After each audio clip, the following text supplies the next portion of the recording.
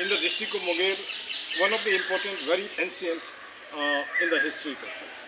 It is related to Siraj-ud-Dowla, it is related to Mir Qasim, it is really supposed to be very important because of Bihar School of Yoga, so far as my knowledge is concerned. Besides that, Sita Kund is there. And all of a sudden I simply got one of the person, a teacher. I am teacher, so naturally it will be inclination towards teacher, है ना.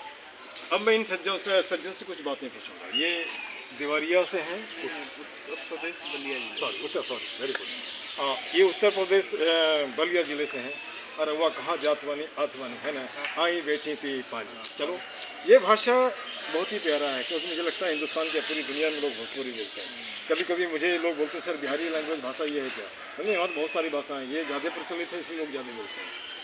अब teacher होकर के कैसा लगता है आपको? जैसे कि हिंदुस्तान का एक भरोसा है, सर हिंदुस्तान का एक सोच है, जब कहीं नौकरी नहीं मिलती तो लोग मास्टर में जाते हैं.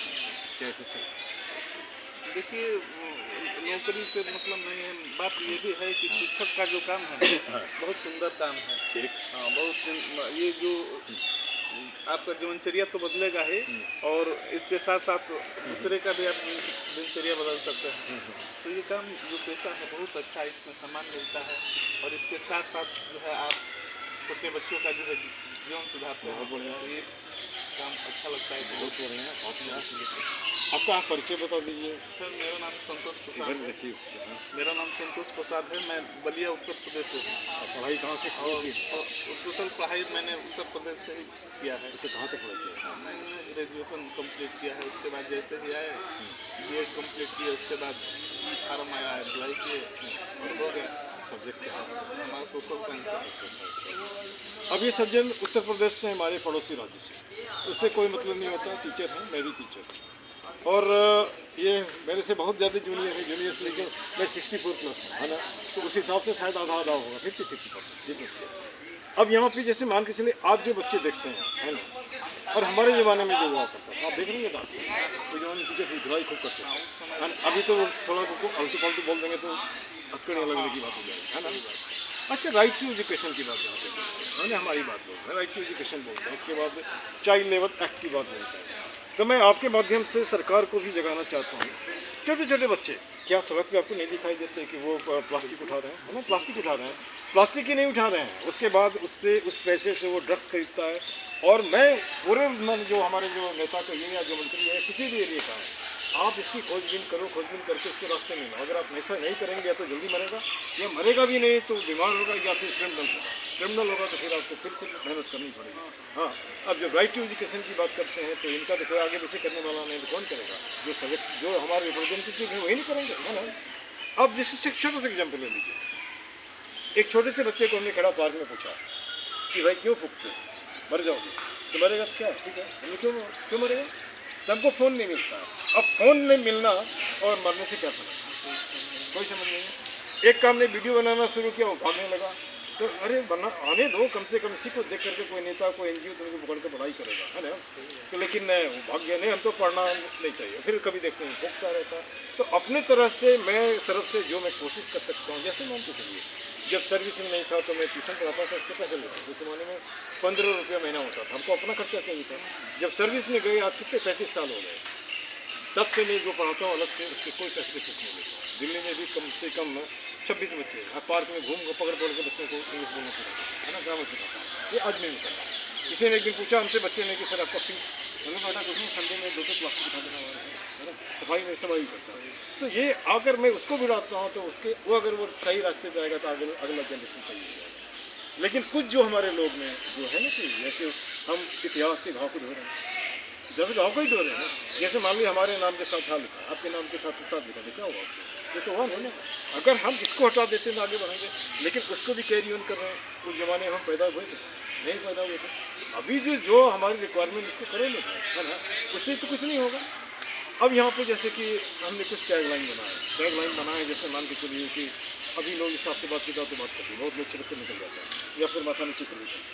हमारा सोच है कि 75 साल हो गया आज़ादी के, क्या अभी भी अगर हम अपना माथा झुका के चलते, इसका मतलब या तो हम कहीं ही भावना से ग्रसित हैं, या हमने कोई क्राइम किया तभी आँख नहीं मिला था. चलो उससे. दूसरी बात, मुझे नहीं लगता है कि शायद ही कोई ऐसा हो टेंशन फ्री होगा. तो उस टेंशन फ्री को ठीक करने के लिए हमने टैगलाइन बनाई, उसमें जैसे था ना कबीरदास के टाइम, इसको हम पूरे ही कर दे रहे हैं। रहीमन निज मन की व्यथा मन ही रखो जोई, क्यों निकले हैं लोग सब बांट न सके। लेकिन अब उसको बोलते हैं बदल, रहीमन निज मन की व्यथा ने बता दियो सब कोई, मस्तिष्क दबाव ना रहे आठ खेलना है ना। अब यहाँ बात किससे करो, अपनी पत्नी से करो, दोस्त से करो, वो भी नहीं मिलता है। इस ट्रेन को पकड़ लिया है ना, हेलो माय डियर फ्रेंड है ना, हम सच सब आप रिलीज करो, दिक्कत हो जाएगा। क्या मैं गलत जा रहा हूँ? नहीं जा रहा। अच्छा, अब दिल्ली के पार्क के लिए हमने एक टैग लाइन बनाया है, आप हमारे साथ उसको रिपीट करते हैं, उसके बाद ऐसे मानिए आप उसके बाद में आएंगे। अब जैसे कहने का मतलब ये है कि आप जहाँ पढ़ाते हैं क्या स्टैंडर्ड है,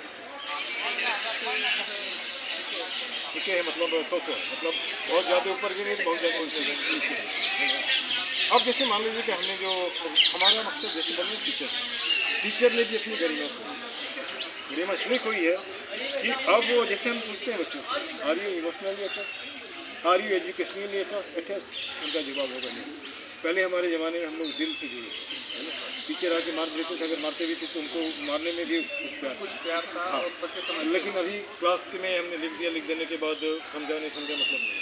जैसे हमने 470 स्टूडेंट का क्लास टीचर था, but I remember the name of all my है ना। लेकिन आज तो कहाँ गया था, घर से जरूरत नहीं है। अच्छा, साइकिल उठा के बच्चों के घर में भी जाता था देखने के लिए, उसकी स्थिति अच्छी है कि नहीं है ना। तो अगर वो ठीक ठाक होगा सब ठीक होगा, ठीक है।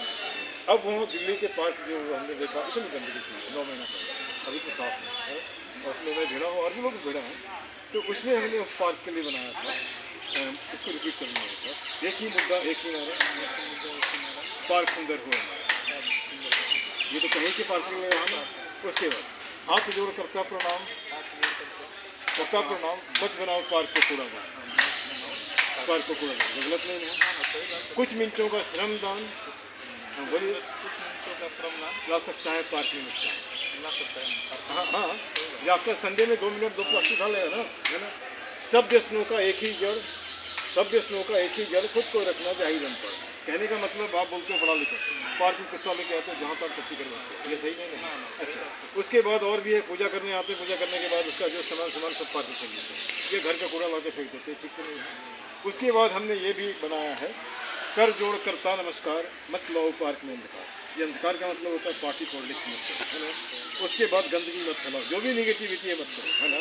तो यहाँ तो उस तरह की बातें नहीं दिख रही, हो सकता है कि ये एरिया अलग है, वो एरिया अलग है ना।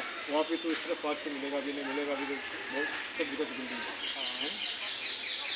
अब 2 टीचर यहाँ खड़ा दिल्ली से दूर मुंगेर के एक पार्क में, है ना, एक छोटे से बच्चे को कैमरा थमाए हुए यह निवेदन करता हूँ कि आज से 10 साल के बाद हिंदुस्तान ऐसा हो जहाँ पे मेंटल पॉल्यूशन हो, है ना।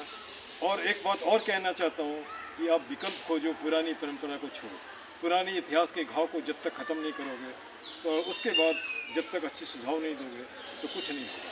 हम आज अपनी रोटी के बारे में सोचते हैं, बाकी लोगों के बारे में नहीं सोचते हैं। तो दूसरे को ऊपर भी सोचो, क्योंकि हमारा देश कहता है अपने नहीं खा करके दूसरे को देना। और चलो कोई बात नहीं, उसको देने की ज़रूरत नहीं है, थोड़ी थोड़ी तो मैं हेल्प कर ही सकते हैं, और इस तरह से हेल्प करना। दूसरी बात एक और आपके सामने और बात करना चाहूँगा, जैसे अभी जो समस्या है उसमें तो विकल्प 13 करोड़ लोग एजुकेटेड समझ जाए, ये अच्छा नेता हो सकता है। मैं IAS से कोचिंग करने वालों को बोलता हूँ, अगर आप IAS नहीं बनते हो तो आप IAS पैदा करते हो, तब बेहतर रिजल्ट तो नहीं दे सकते, है ना। और जिनका एज खत्म हो गया, आप ये 543 जो है ये भी तो वैकेंसी है, उसमें करोड़ खड़ा हो, आप बोलो पैसा, और हर घर में जाओ 1 रुपये दे देगा कोई, एक मोहल्ले में कम से कम घूमना पड़ेगा आपको, 2 लाख घर में घुसे 2 लाख रुपये मिलेगा, इलेक्शन नहीं होगा। अब अच्छा बोलोगे आपको लोग सुनेगा, है ना। आज समय आ गया है कि बदलाव चाहिए, है ना। अब बदलाव अच्छा होना चाहिए, स्वस्थ होना चाहिए, कोई भेदभाव नहीं, है ना। हाँ, ये गलत नहीं बोल रहे ना। चलिए, इन्हीं शब्दों के साथ मैं इनका कोटि धन्यवाद देता हूँ। और मुझे तो मालूम नहीं था कि इस पार्क में जो शिक्षक मिलेंगे और मैं इसे इस तरह से थैंक यू वेरी मच।